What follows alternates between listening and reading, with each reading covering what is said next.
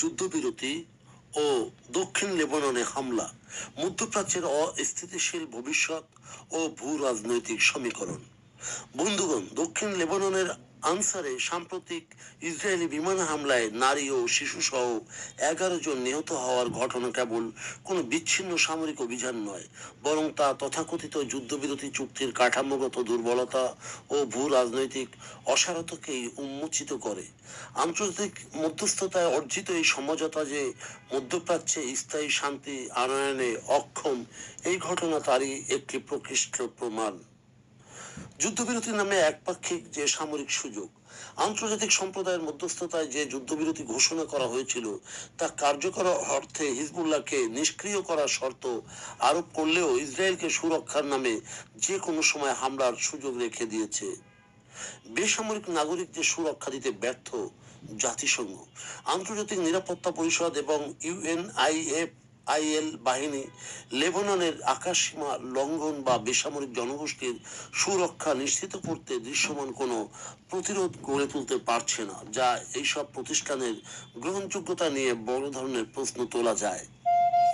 Israeli আভ্যন্তরীণ রাজনীতির প্রভাব, আভ্যন্তরীণ রাজনৈতিক ও চাপ ও নিরাপত্তা বেষ্টনী বজায় রাখার অজুহাতে সামরিক অভিযানকে একটি নিয়মিত কৌশলে পরিণত করা হয়েছে, কিন্তু বাস্তবে এটি কেবল নতুন চরমপন্থার জন্ম দিচ্ছে।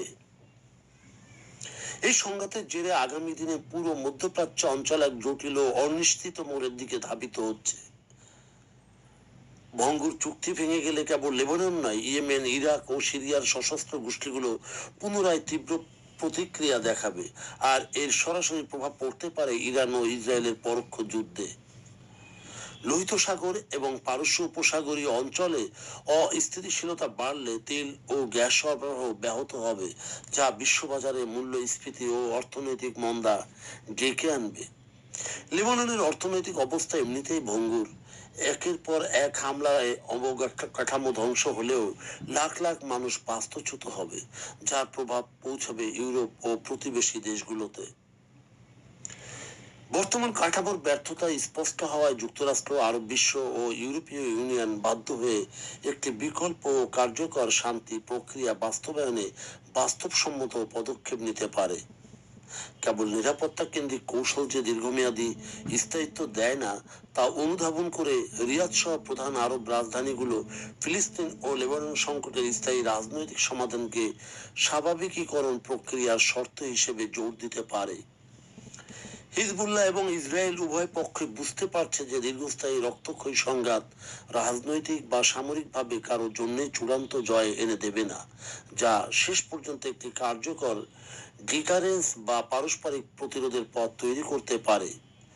দক্ষিণ লেবাননে এই রক্তপাত আন্তর্জাতিক নীতি নির্ধারণের চরম ব্যর্থতার এক প্রতীক।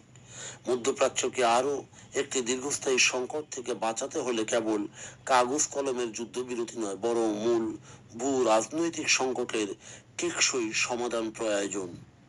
বন্ধুগণ, যদি আমাদের এই তথ্য গল্প আপনার ভালো লাগে তাহলে লাইক এবং শেয়ার দিন, এবং আজ আমাদের সঙ্গে থাকার জন্য ধন্যবাদ। আমাদের ফলো দিন এবং সাবস্ক্রাইব করুন।